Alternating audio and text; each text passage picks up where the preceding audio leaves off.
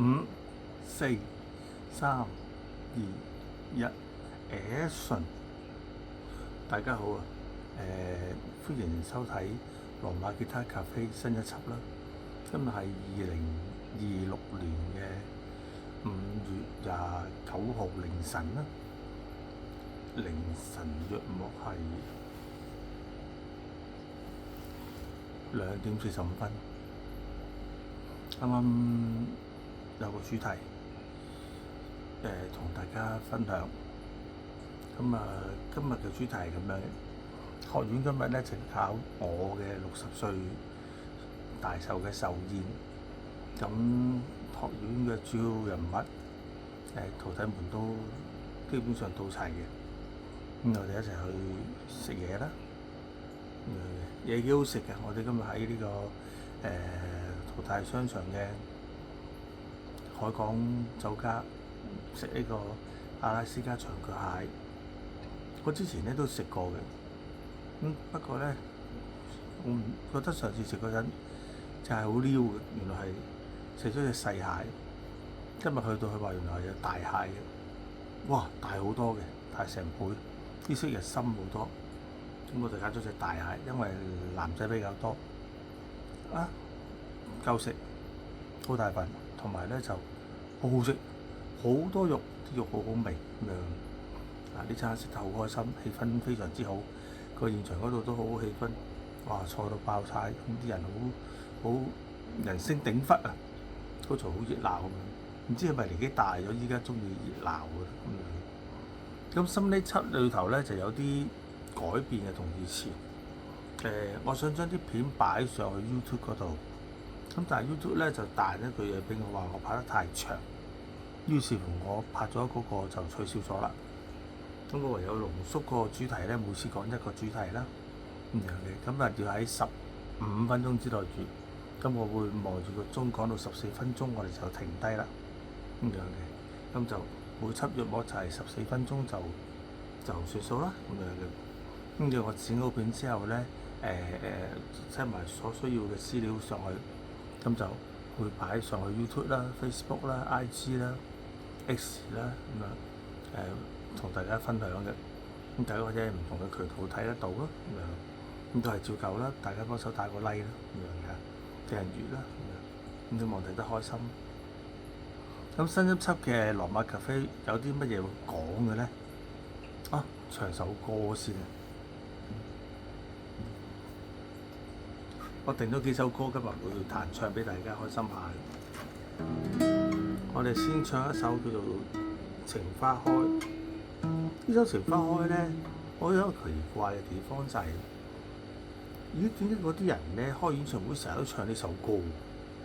跟住我就攞份譜嚟望一望，哦，原來裏頭啲歌詞得4句，特別易背嘅，唱幾次咁樣咯。咁啊，即係初入行嗰啲就容易冇咁大壓力啦。年紀大嗰啲就輕鬆少少咯。但係當紅炸子雞嗰集，我諗唔會唱呢首歌乜滯嘅啦，已經咁樣嘅，幾有趣嘅。我哋俾個 swing 俾佢。情花開，開燦爛，情意世永無限。別恩歌聲美漫，到老而愛你嗎？情花飄了雨醉，春色充滿世間。同相親永不分離，我倆愛不變幻。情花開，開燦爛，情意世永無限。夜鶯歌聲美漫，到老愛你嗎？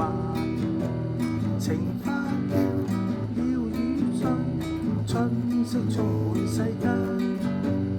同相親永不分離，我倆愛不變幻。情花開，開燦爛，情意世永無限。夜鶯歌聲美漫，到老愛你嗎？情花飄了雨醉，春色充滿世間。同相不分你我兩愛不變幻。啦啦啦啦啦啦啦啦啦啦啦啦啦啦啦啦。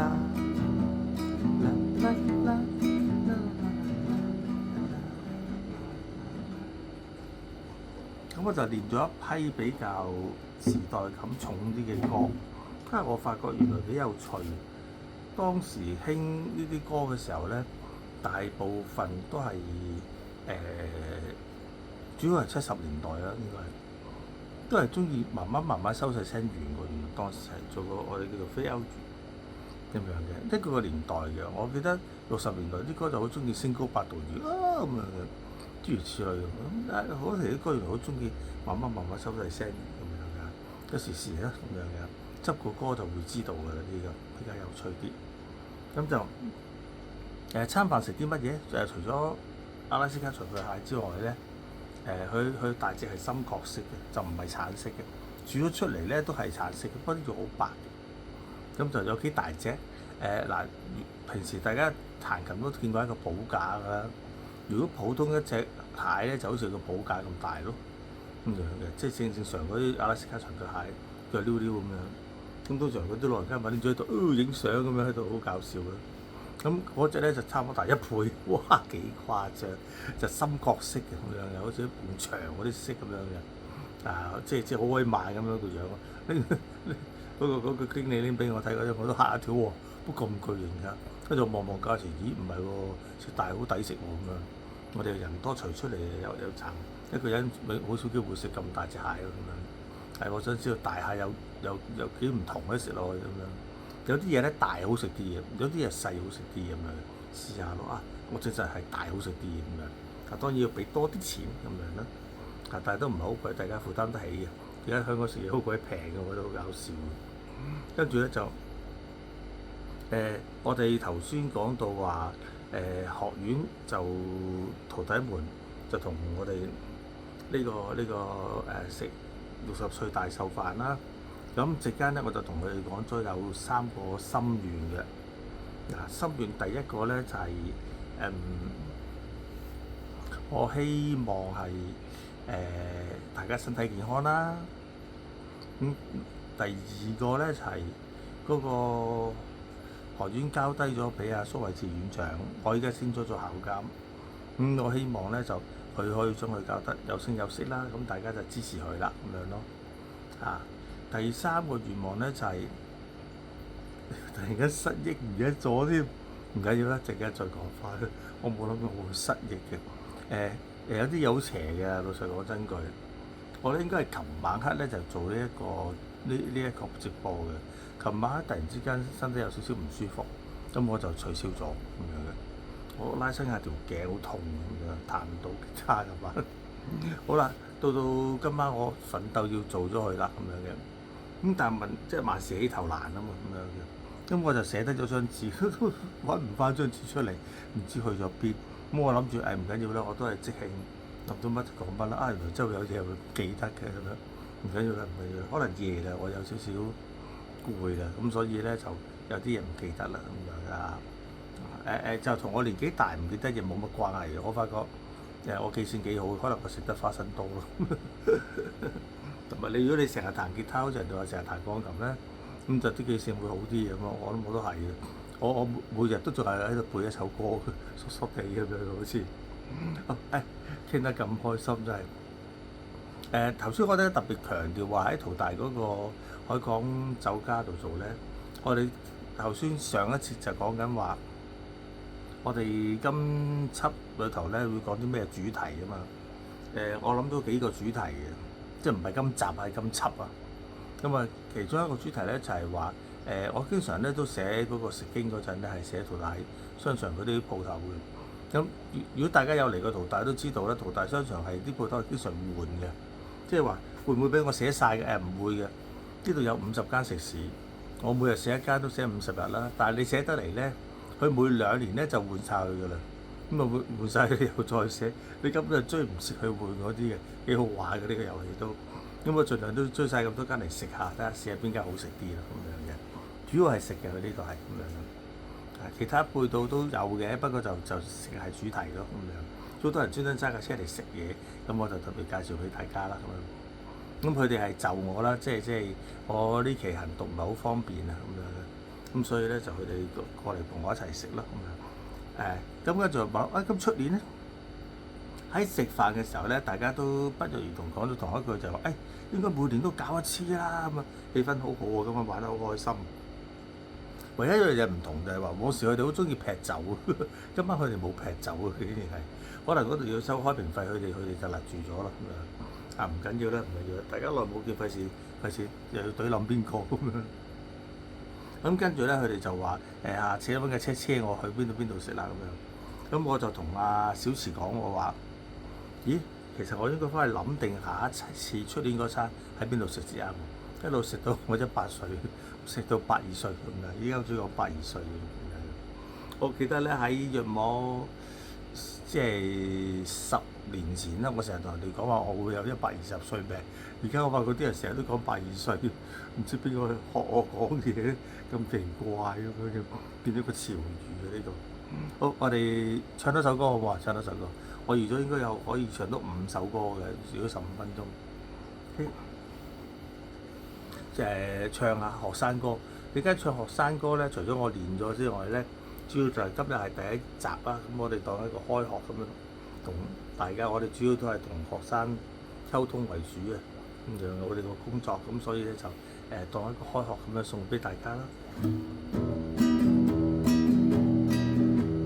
學生哥好溫功課，咪淨係掛住踢波，顧住10幾科，科連懵一肚火，10幾科，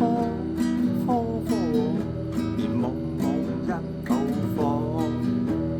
學生哥好咪輸咯，咪淨係掛住拍拖，迷倒咗好陰功咯，同學嘅愛莫能助。螞蟻亦要搵嘢食，做事確係好嘢。少壯就要多努力，來日望知識氣力。學生哥要試幾個，唔係第日會係更多。人之初，應知錯，唔自立就會捱餓。人之初，應知錯，唔自立就會捱餓。螞蟻亦要搵嘢食，做事確係好嘢。少壯就要多努力，來日望知識氣力。學生哥一個個，我哋日日記住隻歌。人多多 ，where me where no， 齊合力唱永同和。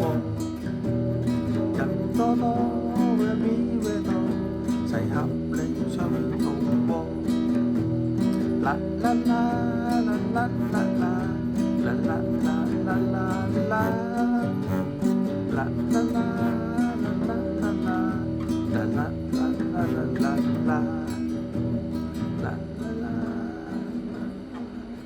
嗱，又係細細聲完啦，都係70年代嘅作品啦咁樣嘅。好啦，咁啊我哋會為大家介紹淘大唔同嘅食肆，有邊間有啲乜嘢好食啦。我親自去試食咁樣嘅。至於拍嘅模式係點樣，我仲喺度構思緊咁樣嘅。我會換一啲新嘅 Apps 嚟到剪片，希望剪出嚟個效果得意啲啦，咁樣就同以前有啲唔同咯，咁樣。咁另外就有一個主題比較特別啲。咁熟悉我嘅朋友都知道，我本身呢1、2、3、4、2018年咧，我確診咗呢個末期腎衰竭嘅。咁就2018年即係我依家生勾喺度就冇死到啦咁樣嘅。咁就我哋阿蘇慧慈院長就建議話，不如我將關於腎病嘅資料同大家分享下。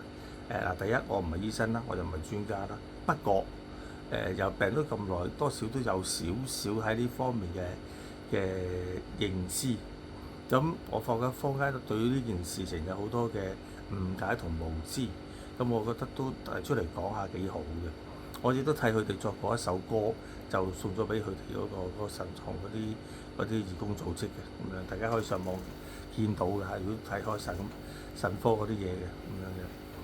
因為呢個病咧對大家嚟到講好似比較陌生啲嘅咁樣㗎，有啲病大家好熟悉㗎嘛，傷風感冒啊嗰啲咁樣，咁就嗰個係我做啲資料搜集之後，再慢慢同大家分享啦。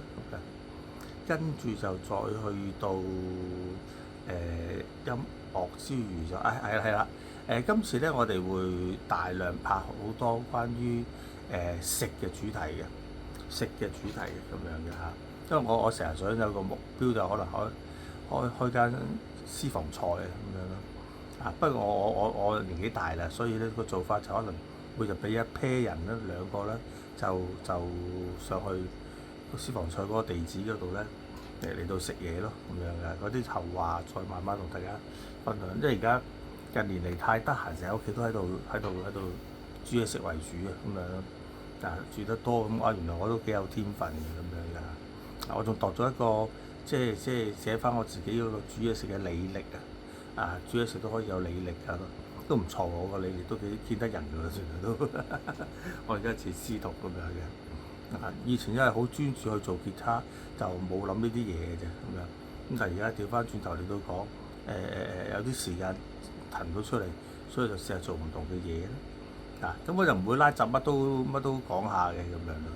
仲有一樣嘢比較特別少少，人哋未必有我會有嘅就係我想講一啲關於賽馬嘅有趣主題。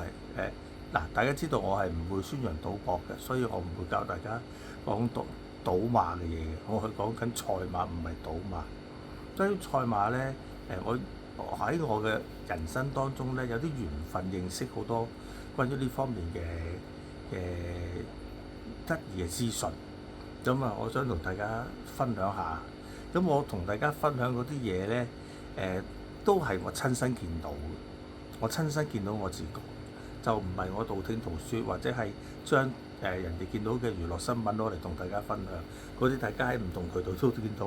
我講嗰啲咧，你一定冇聽過，因為係我自己嘅所見所聞比較有趣啲嗰啲咁樣嘅咁所以就同大家分享下啦咁樣嘅。